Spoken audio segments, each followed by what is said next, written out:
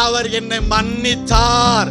மன்னிப்புல தான் நான் வாழ்றேன், மன்னிப்புல தான் ஊழியம் செய்யறேன், மன்னிப்புல தான் நான் உயர்ந்திருக்கிறேன், மன்னிப்பு தான் என்னை பாதுகாத்து வைத்திருக்கிறது.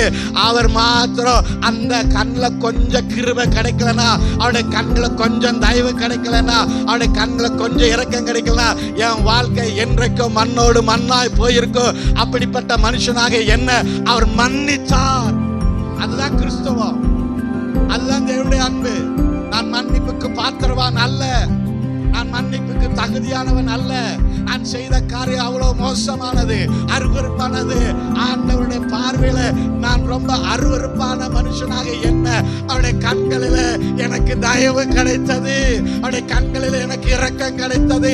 அப்படித்தான் தேவ பிள்ளையே, வாலிப பிள்ளையே, உன் வாழ்க்கையில ஆண்டவர் உனக்கு மனது இறங்கி நீ செய்த பாவத்தை, நான் செய்த பாவத்தை அவர் வெளியிறங்கமாக்கல.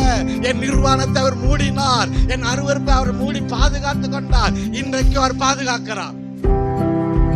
என் பாவத்தை எடுத்து எனக்கு முன்பாக வைக்கும் போது எனக்கு நானே அருவருப்பா இருந்தேன். நான் இப்படிப்பட்ட மோசமான மனுஷனா இருந்திருக்கிறேன், இவ்வளவு கேடு உள்ளவனாக இருந்திருக்கிறேன். இந்த தெய்வத்தை நான் தகப்பன் என்று சொல்றதுக்கு நான் தகுதி இல்லை.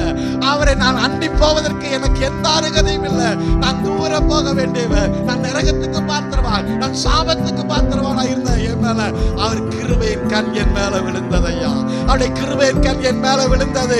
தேவ பிள்ளையே, அவருடைய கண்ணும் மேல விழுந்ததுக்கு அவர் கிருபையாய் உன்னை மன்னித்தாரு, அவர் கிருபையாய் உன்னை ரட்சித்தாரு, கிருபையாய் உன்னை விடுதலை ஆக்கினாரு.